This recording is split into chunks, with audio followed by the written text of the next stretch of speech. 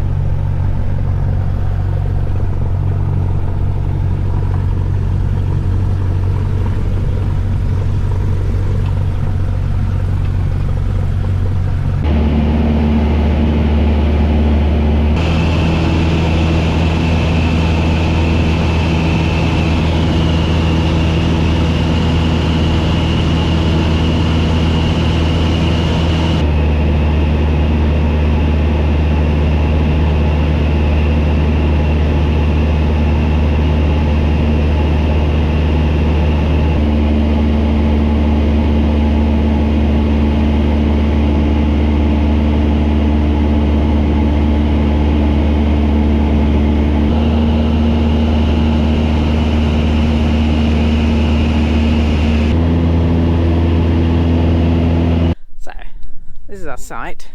As you can see, we are looking out on these, just straight out the back, looking at these wildflowers, just absolutely gorgeous, just mulga trees doing their thing. It's just, look at that, just stunning. There's a bit of a wind blowing in, so we haven't got the awning out. We tried yesterday, but yep, cut that. But look at these, I love these, they feel like little paper flowers.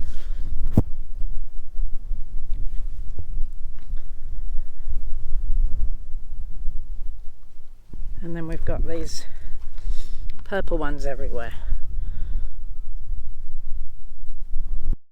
So there are a number of campsites, all pretty well spaced out, so you're not in anyone's face. Unpowered, no water hookup, but you can drop your grey water into the undergrowth. Ours has got its own little fire pit. Over here is the homestead, the kind of base reception with a kitchen. I'll show you in a second. These are cabins where you can stay, and then over here are the amenities block. Here are some more popcorns doing their thing, just blowing in the breeze. Look at that, gorgeous. There are little bits of old machinery and kind of heritage bits and bobs everywhere. It's quite a history here. Over that way is the lake. I'll take you for a walk around there. We saw, I don't know, half a dozen different birds. There's about 200 species here. And in here we've got a couple of barbecues, a really stunning looking camp kitchen, and then piece de resistance.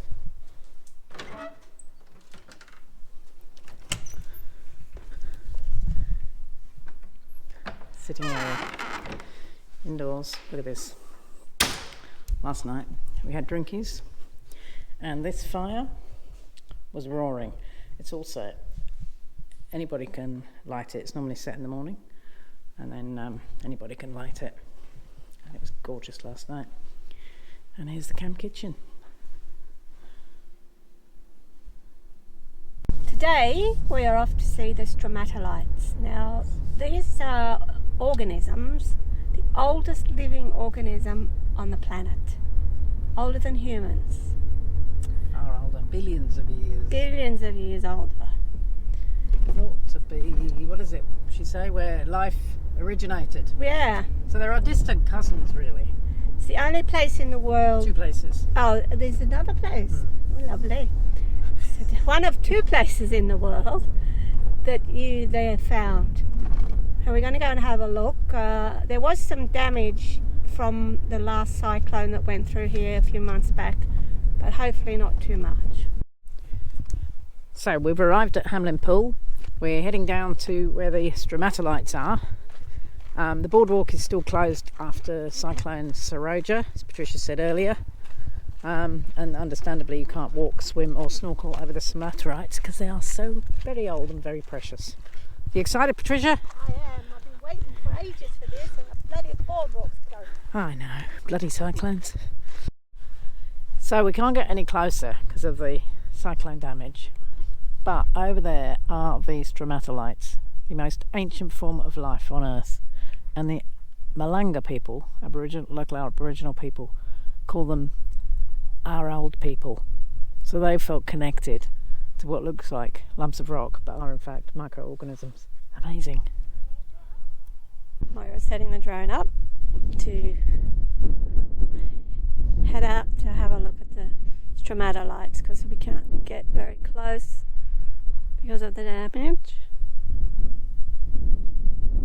Cyclones, I tell ya.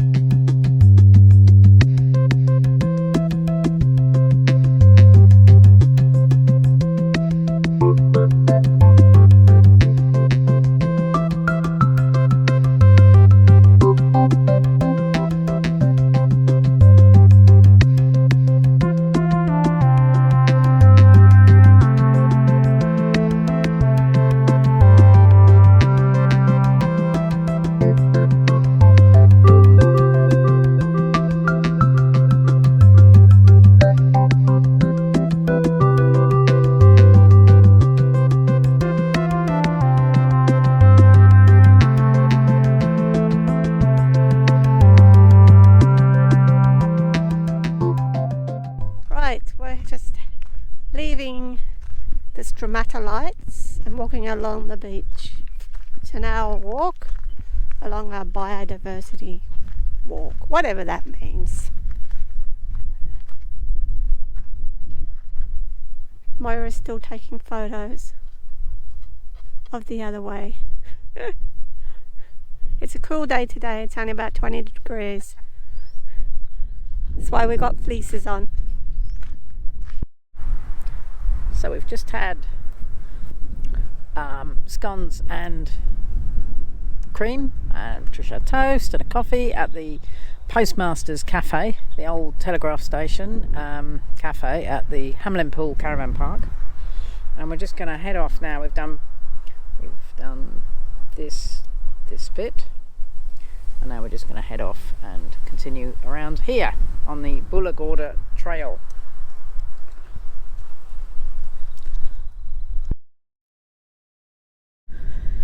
So this is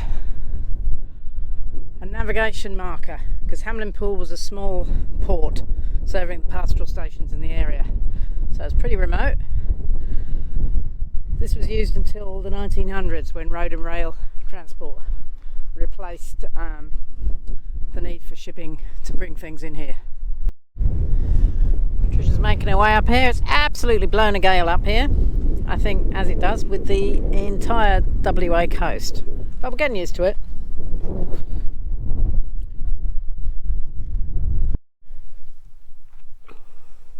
This is the shell quarry.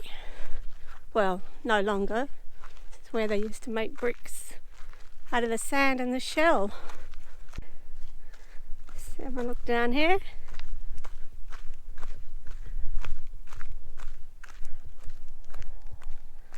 It just looks like hard work to me. Let's go to Bunnings.